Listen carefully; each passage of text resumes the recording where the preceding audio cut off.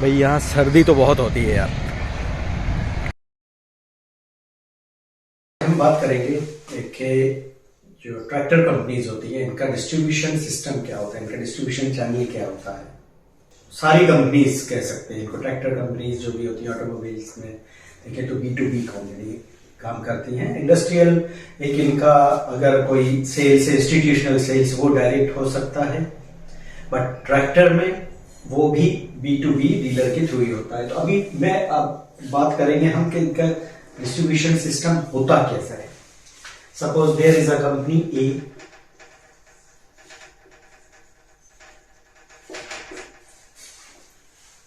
अब ये अगर अपना हेडक्वार्टर पे सपोज किसी एक सेंट्रलाइज लोकेशन पे इनका हेडक्वार्टर है, जहां हेड ऑफिस जो प्लांट है जहां पे ट्रैक्टर बन रहा है, वहां से अगर ये जाएगा तो ये डिपोज में जाएगा जो कि स्टेट डिपोज होते हैं। हर स्टेट में एक दो जिस तरह के हिसाब से रिक्वायरमेंट होता है उस हिसाब से ये डिपो हो गए। अब इन डिपो से ये बिल होता है डीलर्स को, जो कि वेरी सीरियस प्लेसेस पर, डिस्ट्रिक्ट प्लेसेस, तहसील प्लेसेस, उससे छोटी जगह पे जो भी डीलर नेटवर्क है उनमें ये होगा। डीलर यहां करेंगे ये B2C, ये कस्टमर को बेचते हैं। ये तो एक नॉर्मल सा सिस्टम हो गया कि डीलर ने यहां से पैसा कंपनी को दिया,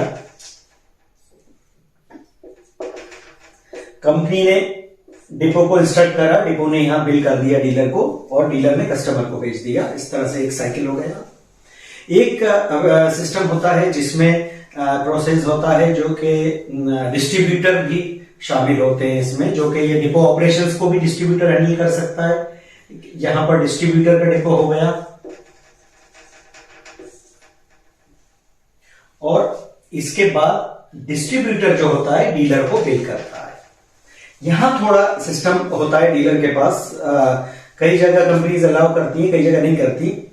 दोनों तरह से जो इनका बिलिंग साइकिल है दोनों तरह से ऑपरेट करने के लिए। लेकिन इस जो डिस्ट्रीब्यूटर सिस्टम है इसमें डीलर पैसा देगा डिस्ट्रीब्यूटर को, फंड्स, और ये इसको बिल कर देगा ट्रैक्टर, और डीलर फिर कस्टमर को बेचेगा। अब डिस्ट्रीब्यूटर जो होगा या तो डिपो जो ऑपरेट कर रहा होगा वो कंपनी से अपना एक ट्रैक्टर्स बिल करा के यहां अपने डिपो में रख लेगा। तो ये दो मॉडल ये लोग होते हैं। अब इसमें वेरियस चीजें होती हैं, कई चीजें होती हैं। जैसे डिस्ट्रीब्यूटर को क्या फायदा होता है डिस्ट्रीब्यूटर को ये फायदा होता है, एक तो जब डिस्ट्रीब्यूटर यहां से ट्रैक्टर डीलर को भेजेगा तो डिस्ट्रीब्यूटर उससे कोई 2, 3, 4, 5 जो भी एक अमाउंट पहले से प्रीफिक्स अमाउंट है वो पर ट्रैक्टर, महंगा ट्रैक्टर उसको देगा। उसके बाद distributor can give credit to the dealer.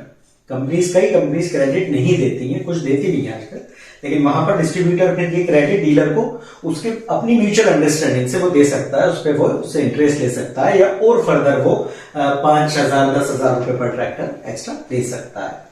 Company को क्या फायदा होता है, कंपनी अपना जो स्टॉक बनाती है वो डिस्ट्रीब्यूटर पे ऑफलोड वो कर सकती है, स्टॉक करा सकती है। उनके पास एक ब्रॉडर पिक्चर आ जाती है कि हमें जिस स्टेट में जो ट्रैक्टर्स बेचना है उतना स्टॉक डीलर के पास वो लोग पहुंचा देते हैं। डिस्ट्रीब्यूटर की बैंक गारंटीज होती हैं, चैनल लिमिट्स होती हैं, कुछ क्रेडिट मिल सकता है कंपनी से, वो कंपनी डिसाइड करती है टोटली। तो ये सारा जब दोनों तरह का मॉड्यूल जो होता है ये ट्रैक्टर में ज्यादा पॉपुलर मॉड्यूल है। और यहां पर आप देखेंगे कि ये सब यहां से डीलर के पहले तक ये B2B मॉडल में काम करते हैं।